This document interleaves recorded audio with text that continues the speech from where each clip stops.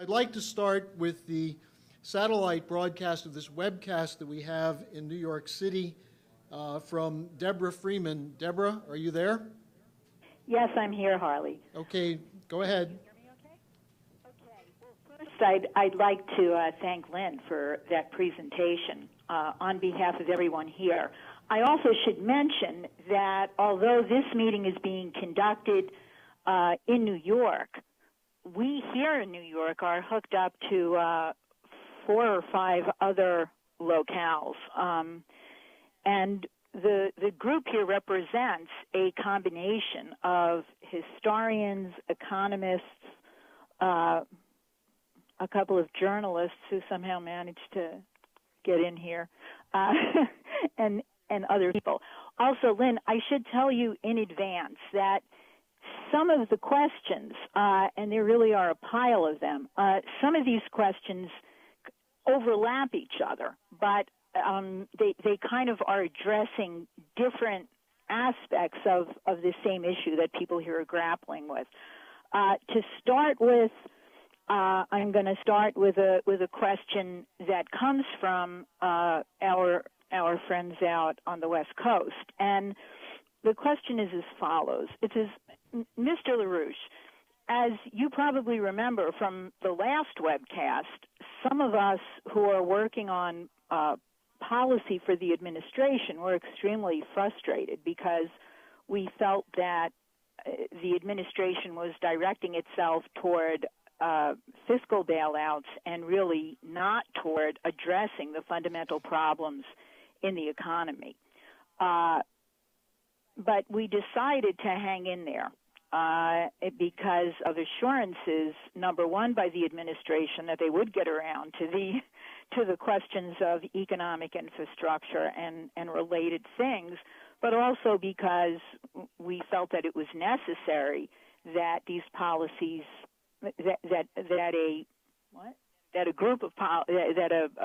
a portfolio of policies be in place. However, the problem that we are faced with now, and this has become really apparent with some of our reviews over the course of the last several weeks in particular, and the problem is this: the ongoing attempt, and it looks like an accelerating attempt, by the administration here, but also by the governments of Europe, to maintain what is essentially a bankrupt system, is right now, or at least it seems from what we are reviewing, seems to not be working. But in fact, the bailout itself seems to be accelerating the collapse.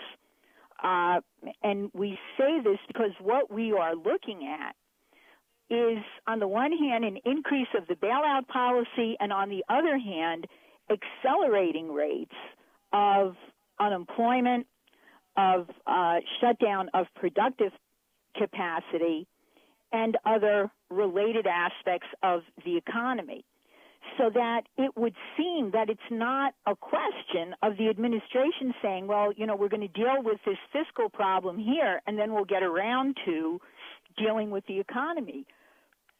It seems that their insistence on the bailout policy is actually creating a worse condition.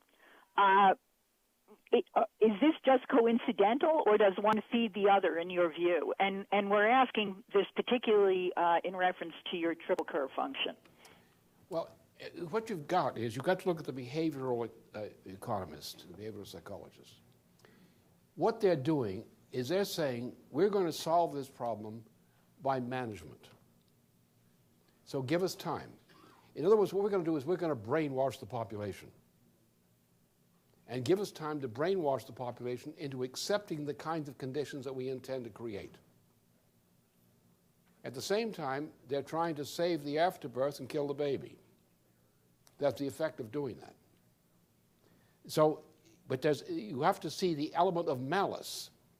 And when you think of this, the essential immorality of Larry Summers, this guy has a track record. The man is utterly immoral. He's a predator. He belongs in the Adolf Hitler category or the similar categories. And the behavioral psychologists or our economists are the same thing. These people are evil. Nothing will come from them but evil. And they're saying, give Satan a chance. That's exactly it. There is no sincerity of commitment to the benefit of humanity in these policies.